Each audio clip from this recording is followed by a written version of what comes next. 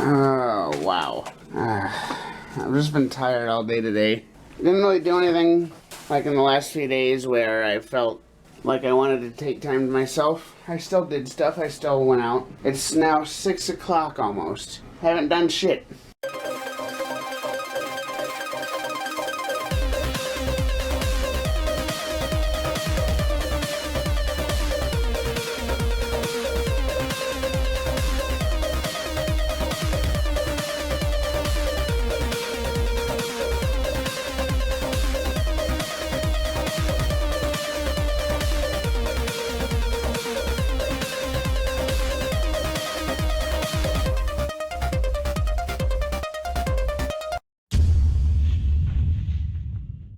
But now I just need to start doing stuff about my energy levels, which means I just need to start getting up and getting out, doing stuff. You know, there is one thing that I've been trying to do for a while, and that is just keep an eye out for certain YouTubers who are not really the best influence. Make sure I'm not following those YouTubers. One of the people that fits into that category who I didn't follow. I did not follow this person, but they're not really the best influence from what I've heard. Granted, I've seen a couple apology videos from this person. Is Shane Dawson. Another one that I did used to follow, but I no longer follow, is Minilad. And for whatever reason, even though I keep blocking the content creators and keep saying I don't want to see videos from the content creators or about those content creators, for whatever reason, even though I keep saying that I don't want to see stuff by them or about them, YouTube keeps promoting those videos to me. And I don't know why. Man, I don't know what it is, but I keep seeing 714 all over. I know it just changed to 715, but still. I keep seeing that all over. I keep seeing 714 all over. And other than my birthday being July 14th, I don't know what the significance is behind that number. I don't know, it's just, if anyone knows any symbolism or anything behind 714, let me know. Alright, I don't know how the camera's picking up the light flickering over there, but if the camera's picking that up, that would be perfect for a scary movie. Well, my daily walk for outside is happening. With it supposed to have been warm today, I would have thought that it would have been warmer tonight. I guess I was wrong.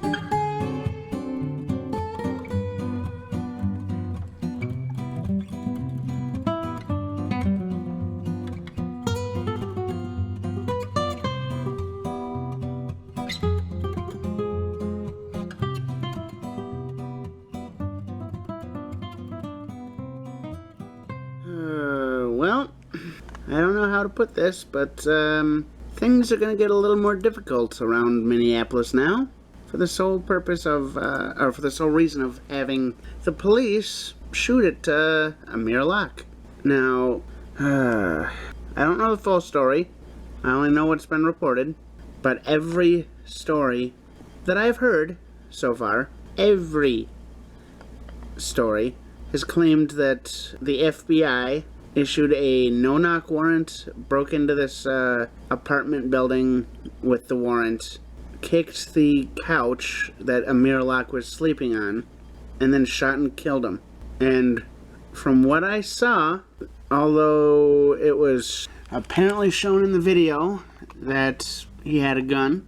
They didn't give him a chance to put the gun down, from what I saw.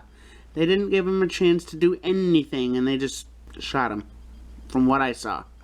I could be wrong, but that's the thing. Gun or not, violence should never be the answer. My sympathy does go out to the family of the man that was shot. Regardless of the situation, I believe that that could have been prevented. I understand the case for, using a no-knock warrant in some instances. And like I said, I don't know the full story. I don't know what caused them to go in there. But the man that they shot, according to the stories that I saw, according to all of the stories that I heard, Amir Locke did not have any sort of reprimand on his name. Now, I will admit, I agree that training needs to be done, but like I said, training needs to be done on both sides, and I don't know the entire story. This is the second time that I've mentioned something about somebody being executed due to a no-knock warrant in the last year.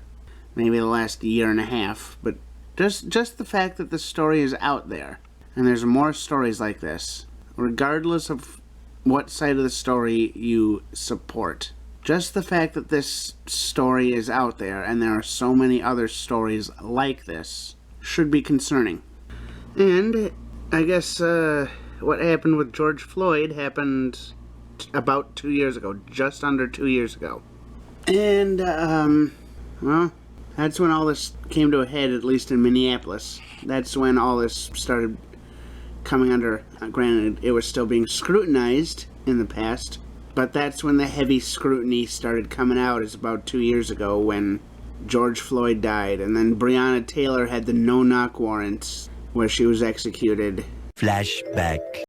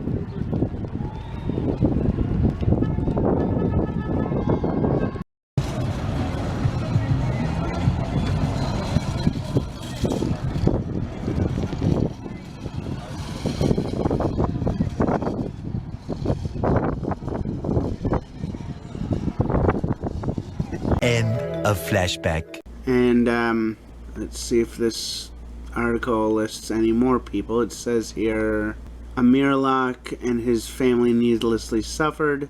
I'm just reading this article off, and then it says here Taylor, I'm assuming they're referring to Breonna Taylor, was shot and killed when an armed police raided her Kentucky apartment in March 2020. George Floyd was killed in May.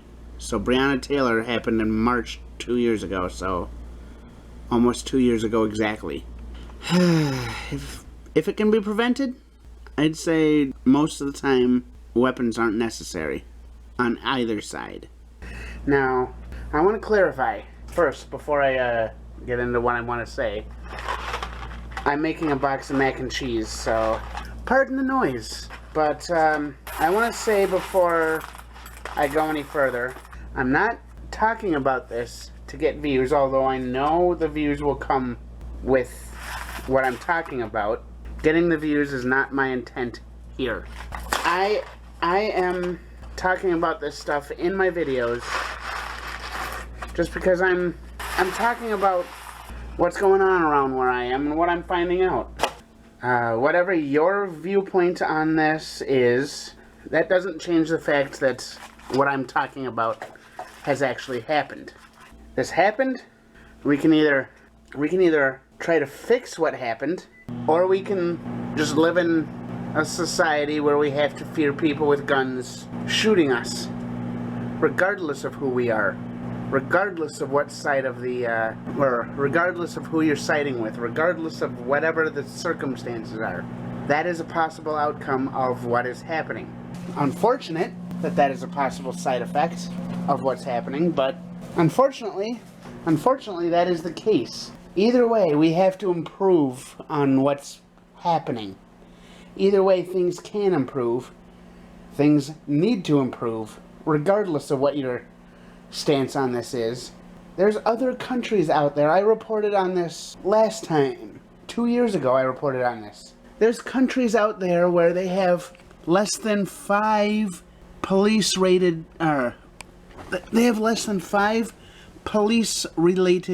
deaths every year. They have less than 5 police-rated deaths every year. And America's in the thousands. And half of these countries that have less than 5 police-related deaths a year have larger populations than what the U.S. has. So the people in the U.S., regardless of what side of the aisle you're on, regardless of what your viewpoints on this are, the people of the U.S. can improve. So, I don't know what else to say about that.